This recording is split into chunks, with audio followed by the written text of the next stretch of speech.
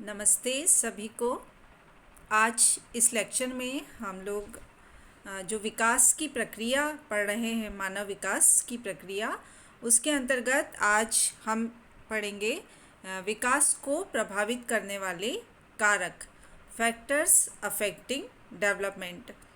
इससे पूर्व हमने जब मानव विकास का ये जो प्रश्न पत्र शुरू किया था, तो हमने मानव विकास की प्रक्रिया को समझा, जो मानव विकास विषय जो है उसके महत्व को समझा, उसकी परिभाषा देखी।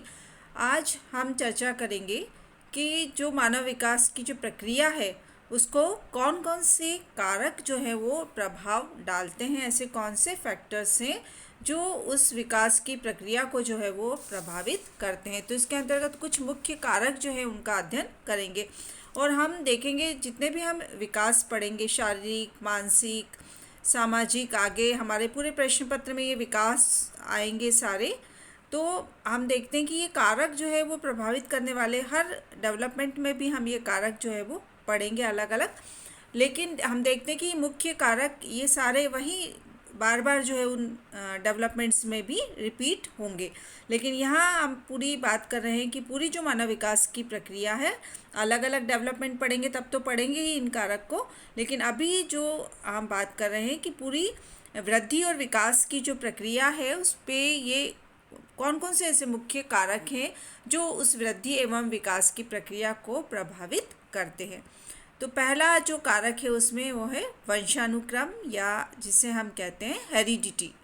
अब हम सभी जानते हैं कि वंशानुक्रम जो है वो ऐसे कारक हैं जो कि जन्म से ही माता पिता के द्वारा जो है बच्चों को उपहार स्वरूप जो है वो प्राप्त होते हैं। जो हम बात करें कि एक गर्भाधान की जो प्रक्रिया है उसमें माता का अंडाणु और पिता का शुक्राणु, उन दोनों का जो फर्टिलाइजेशन होता है या निषेचन होता है, तो ये जो पूरी प्रक्रिया है उसमें जीन्स जो है वो बच्चे में जो है वो उपस्थित होते हैं। और ये जीन्स जो है गर्भाधान के समय उसमें जो अलग अलग प्रकार से संयुक्त होते हैं और उसके कारण ही बालक की शारीरिक जो रचना है, उसका जो गठन है शारीरिक, उसकी आँख, नाक आदि की जो बनावट है, ये जो है काफ़ी कुछ जो है उससे प्रभावित होती है। तभी हम देखते हैं कि अनजान व्यक्ति भी जो है वो देखकर कई बार बालक को अनुमान लगा लेता है कि ये इनका पुत्र है या इनकी पुत्री है, क्योंकि कहीं ना कहीं जो है वो माता पिता से जो है वो संतान के गुण जो है वो मिलते हैं और ये जो गुण हैं वो जीन्स के द्वारा उसे प्राप्त होते हैं। तो वंशानुक्रम के वाहक जो है वो जीन्स होते हैं और गर्भाधान के समय जो है वो जीन्स का हस्तांतरण होता है और ये जीन्स जो है वो भिन्न भिन्न रूप से जो है वो संयुक्त होते हैं। इसी कारण हम देखते हैं कि एक ही माता पिता की जो संतान होती हैं उनमें भी अंतर होता है या भिन्नता जो है वो दिखाई देती है, जिसे भिन्नता का नियम जो है वो कहते हैं, लॉ ऑफ वेरिएशन, कि अलग अलग जीन्स जो है वो अलग अलग जब गर्भाधान की प्रक्रिया होती है उसमें संयुक्त होते हैं।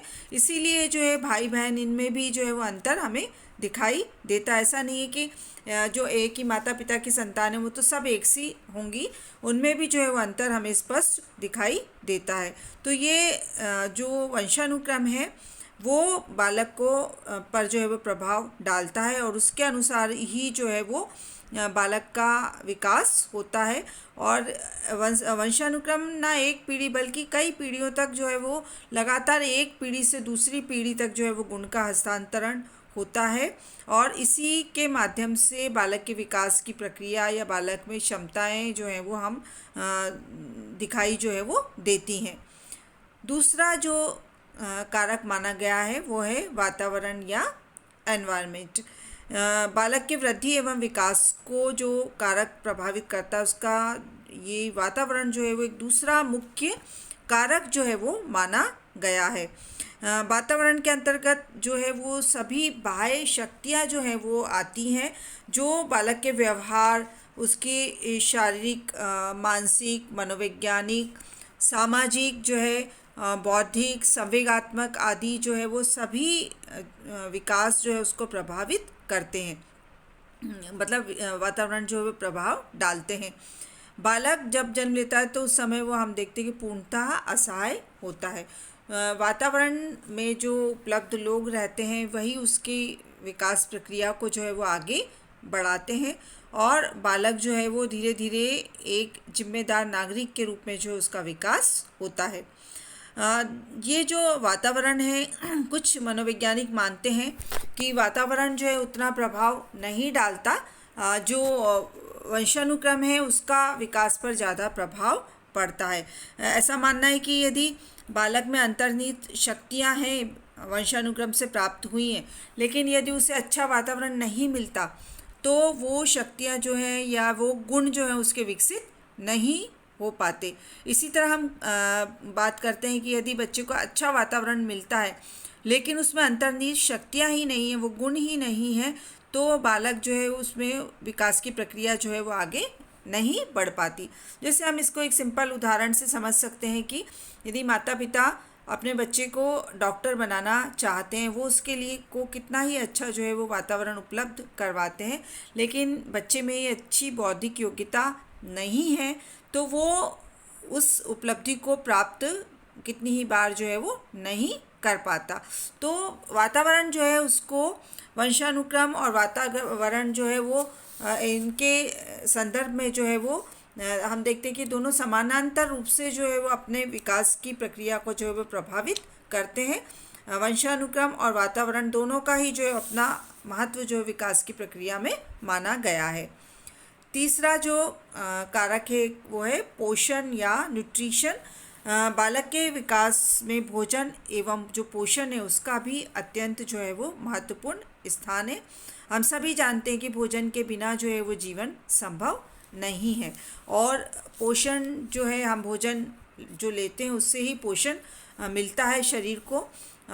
यदि गर्भकालीन जो अवस्था है उसमें माता यदि उचित पोषण लेती है तो बच्चे में जो है वो किसी भी प्रकार के रोग या इस तरह की संभावना नहीं रहती, और यदि नहीं ले पाती वो किसी भी कारण जो है वो अच्छा जो भोजन है तो बच्चे में हम देखते हैं कि जन्म के समय ही कई बार वो एनीमिक हो जाता है, रक्ताल्पता जो है उसमें देखी जाती है या कमज़ोर वो जो है वो हो जाता है। तो जो भोजन है या किस तरह से गर्भकालीन अवस्था में जो है वो माता ने लिया है वो आहार जो है वो बालक के विकास की प्रक्रिया को प्रभावित करता है।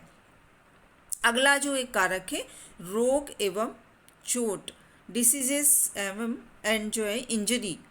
यदि रोग एवं चोट जो है वो बालक के विकास पर नकारात्मक प्रभाव जो है वो डालते हैं, क्योंकि यदि मान लीजिए गर्भकालीन अवस्था में माता को कोई रोग हो जाता है या वो चोटग्रस्त हो जाती है, कोई दुर्घटना का शिकार हो जाती है, तो बच्चे जो है उस पर भी उसका प्रभाव पड़ने की संभावना रहती है।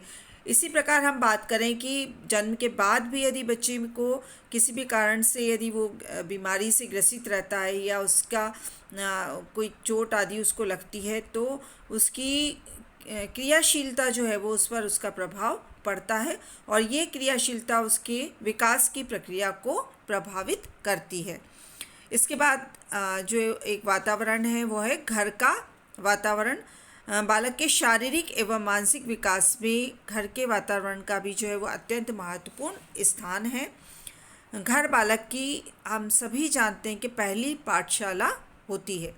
अब जो घर का वातावरण है उसमें कई बातें जो है वो आती हैं, जैसे परिवार की आर्थिक स्थिति किस प्रकार की है, माता पिता का शैक्षिक स्तर क्या है, किस तरह से जो है उसके पालन पोषण की जो तकनीक अपनाई जाती है, टेक्निक्स वो किस प्रकार की हैं घर पर, तो वो उसके बालक की विकास की प्रक्रिया को प्रभावित करते हैं। फिर है विद्यालय वातावरण। जो बच्चा है वो बालक के वृद्धि एवं विकास के लिए विद्यालय का वातावरण जो है वो भी बहुत अच्छा, एक सुखद और एक इस प्रकार का वातावरण होना चाहिए जो उसकी विकास प्रक्रिया को जो है वो आगे बढ़ाए।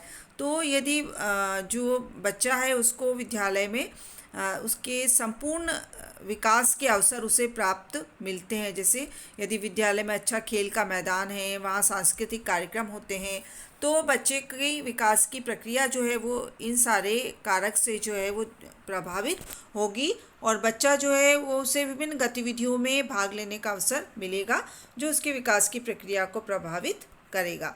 उसके बाद हम देखते हैं अन्य जो कारक हैं वो है आस पड़ोस का वातावरण। बालकों के विकास में घर एवं विद्यालय के वातावरण के साथ ही वो जिस वातावरण में रह रहा है वो आस पड़ोस का वातावरण भी उसकी विकास की प्रक्रिया को प्रभावित करता है। उसके आस पड़ोस में जो है वो बच्चे हैं, क्योंकि बच्चा जो है वो पूरे समय विद्यालय या घर में नहीं रहता, बल्कि अपने मित्रों के साथ, आस पड़ोस में जो मित्र उनके साथ भी उसका समय जो है वो व्यतीत होता है। तो उन बच्चों के मूल्य कैसे हैं, कैसे उनके संस्कार हैं, किस तरह के जो है उनके घर में जो है वो पालन पोषण का तरीका है, वो बच्चे के जो विकास है उसको प्रभावित करेगा। मतलब आस पड़ोस का जो वातावरण है वो बालक की विकास प्रक्रिया को प्रभावित करेगा। इसके बाद जो एक है अंतःस्रावी ग्रंथियाँ, एंडोक्राइन ग्लैंड्स। ये जो है अंतःस्रावी ग्रंथियों का बालक के शारीरिक एवं मानसिक जो विकास है उसमें जो है वो महत्वपूर्ण योगदान है।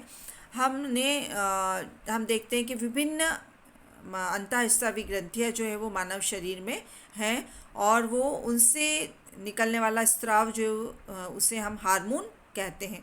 और ये हार्मोन्स जो है विभिन्न अंतःस्रावी ग्रंथियों से अलग अलग प्रकार के हार्मोन्स जो है वो स्रावित होते हैं, और ये जो हार्मोन से ये बालक की शारीरिक प्रक्रिया पर, उसकी जो आंतरिक क्रिया है, सारे जो संस्थान हैं उनकी क्रियाशीलता है, सभी पर ये हार्मोन्स का, अलग अलग हार्मोन्स जो है उनका प्रभाव पड़ता है। तो ये भी बालक के विकास की प्रक्रिया को प्रभावित करते हैं। इसके बाद हम देखते हैं लिंग भेद, सेक्स जो डिफरेंस है वो भी विकास की प्रक्रिया को प्रभाव जो है वो डालते हैं। यदि हम देखें कि लड़के और लड़की की जो विकास प्रक्रिया है दोनों की, उसमें विभिन्नता देखी जाती है। जैसे हम देखते हैं कि जन्म के समय जो है वो लड़कियों का वज़न जो है वो कम होता है और लड़के जो है उनका वज़न ज़्यादा होता है। इसी प्रकार हम देखते हैं कि किशोरावस्था तक आते आते जो है वो बच्चे, लड़के जो है उनका लंबाई, वज़न जो है वो सब लड़कियों से ज़्यादा हो जाता है। तो ये जो अंतर है वो सेक्स डिफरेंस है, और इसमें हम देखते हैं कि ये भी जो लिंग है वो भी उस बालक के विकास की प्रक्रिया को प्रभावित करेगा। अर्थात वो लड़का है या लड़की है, वो उसकी विकास की प्रक्रिया जो है उससे प्रभावित होगी। फिर है प्रजाति, रेस जिसे हम कहते हैं।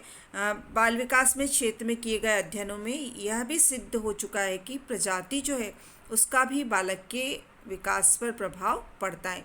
इसलिए हम देखते हैं कि अलग अलग क्षेत्र में रहने वाले जो लोग हैं उनका जैसे हम बात करते हैं कि नेपाली जो लोग होते हैं उनके कद जो है वो छोटा होगा, चपटी नाक होगी, आँखें जो है वो अलग प्रकार की होंगी। इसी तरह से हम देखते हैं कि जो पाश्चात्य लोग हैं, अंग्रेज़ हैं, वो लंबे होंगे, उनका रंग जो है वो बहुत ज़्यादा गोरा होगा, बाल सुनहरी होंगे। ये जो सारा जो है वो प्रजाति के अंतर के कारण जो है वो ये विकास की प्रक्रिया में विभिन्नता जो है वो देखी जाती है। इसके बाद जो लास्ट कारक है वो है सांस्कृतिक वातावरण। हम देखते हैं कि प्रत्येक परिवार, समाज एवं राष्ट्र की अपनी संस्कृति होती है, उसके अपने मूल्य होते हैं, उसका स्तर होता है, अपना दर्शन होता है, जिसके अनुसार बालकों का जो है वो पालन पोषण होता है। तो बच्चे का पालन पोषण किस प्रकार की संस्कृति में हो रहा है, जैसे हम उदाहरण के लिए बात करते हैं कि भारतीय संस्कृति और पाश्चात्य संस्कृति दोनों में जो विकास होगा बालक का, उसमें जो है वो अंतर आएगा, क्योंकि वहाँ पर दोनों संस्कृति के जो है वो मूल्य अलग हैं, उनके संस्कार अलग है, उनका स्तर अलग है, और उसके कारण जो है वो विकास की प्रक्रिया जो है वो इस सांस्कृतिक वातावरण के कारण जो है वो प्रभावित होती है। तो हमने देखा कि ये कुछ मुख्य कारक हैं जो बालक के विकास की प्रक्रिया को प्रभावित करते हैं। अब किस प्रकार से जो है वो प्रभावित करेंगे, वो वैयक्तिक भिन्नता है, क्योंकि हम देखते हैं कि विकास के संदर्भ में वैयक्तिक भिन्नता जो है वो पाई जाती है। तो कौन सा कारक बालक को कितना प्रभावित करेगा, क्या उस पर उसका जो है वो असर होगा, वो वैयक्तिक भिन्नता पर निर्भर होता है। तो स्टूडेंट्स, आज के लेक्चर में हमने देखा कि मानव विकास की प्रक्रिया को जो कौन कौन से कारक मुख्य रूप से जो है वो प्रभावित करते हैं। इसके आगे जो है आज हम इतना ही देखते हैं। इसके आगे जो है हम नया टॉपिक शुरू करेंगे। आज के लिए इतना ही। धन्यवाद।